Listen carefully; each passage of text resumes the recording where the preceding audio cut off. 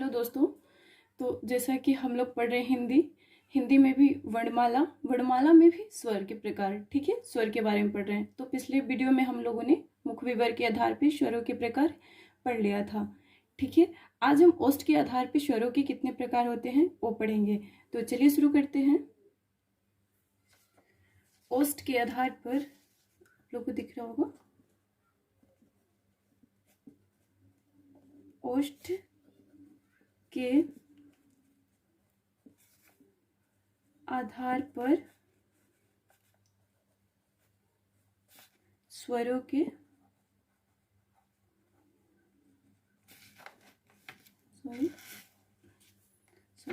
स्वरों के प्रकार, ठीक है। तो ओष्ठ के आधार पर स्वरों के 3 प्रकार होते हैं, ठीक है। चलिए देखते हैं कि 3 प्रकार कौन कौन से होते हैं। पहला होता है वर्तुल, ठीक है। वर्तुल का एक दूसरा नाम भी है वृत्तमुखी। वर्तुल मतलब वृत्तमुखी, वृत्त के आकार का, ओके। तो वृत्तमुखी, ठीक है। चलिए दूसरा देखते हैं क्या है। दूसरा है अवर्तुल,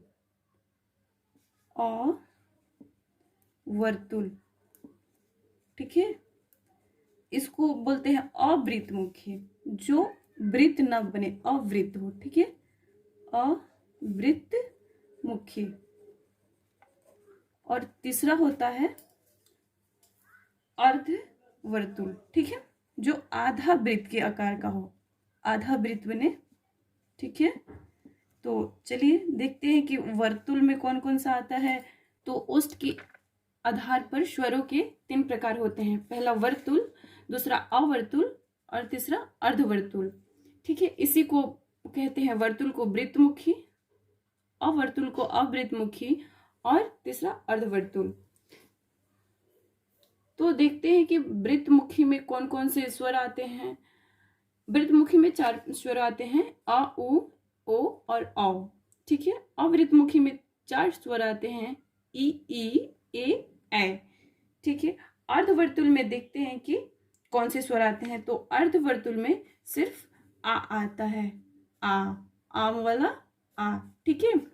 ओष्ठ के आधार पर जो स्वरों का विभाजन होता है उसमें अ शामिल नहीं होता है, क्योंकि आप अ का उच्चारण करेंगे तो अ कंठ से निकलता है, न कि ओठ से निकलता है, ओके। तो आप लोग को क्लियर हो गया होगा, ठीक है। अब चलते हैं, हम पढ़ते हैं कि उच्चारण के स्थान पर स्वरों के कितने प्रकार होते हैं, ठीक है।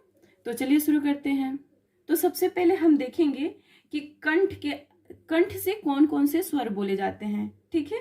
जैसे कि मैं अभी आपको बताई कि अ का उच्चारण कंठ से होता है, तो और कौन सा स्वर होता है जिसका उच्चारण कंठ से होता है। तो चलिए हम शुरू करते हैं कि कंठ स्वर, ठीक है, इसको बोलते हैं कंठ स्वर, ठीक है।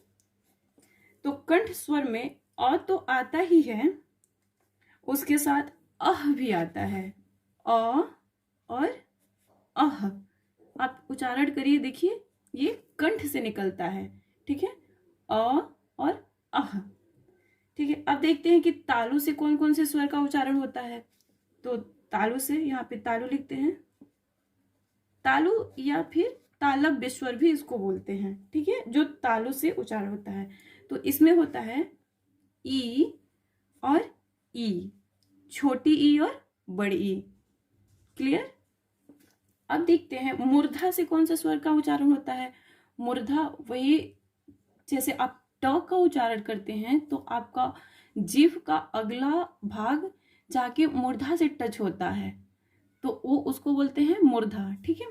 तो ऐसे स्वर में भी कुछ स्वर हैं जिसका उच्चारण हम मूर्धा से करते हैं, ठीक है। तो पहले लिखते हैं मूर्धा से कौन सा स्वर का उच्चारण होता है। तो री, जो री से ऋषि होता है, इसका उच्चारण मूर्धा से होता है। आप री का खुद उच्चारण करिए, री, इसका उच्चारण मूर्धा से होता है, ठीक है। अब ओ से तो आपने देख ही लिया, ओ के आधार पर कौन कौन सा होता है, उ, ओ, औ, ये होता है। अब देखते हैं कि नासिका से कौन सा स्वर का उच्चारण होता है। नासिका से, ठीक है। तो नासिका से अन का उच्चारण होता है।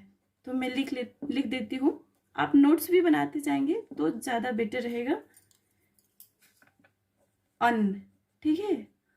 अंगूर होता है ना, अंग, अंग का उच्चारण हम नासिका से करते हैं, ठीक है। ठीक है, अब ऐसा भी कुछ स्वर है जिसका कंठ और तालु दोनों मिला के उच्चारण करते हैं, जिसको कंठ तालव्य बोलते हैं, ठीक है। कंठ तालव्य वाला स्वर हो गया ए और ए, ओके।